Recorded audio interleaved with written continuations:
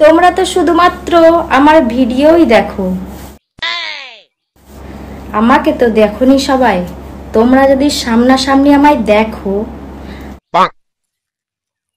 আমি কত পরিমাণে কালো।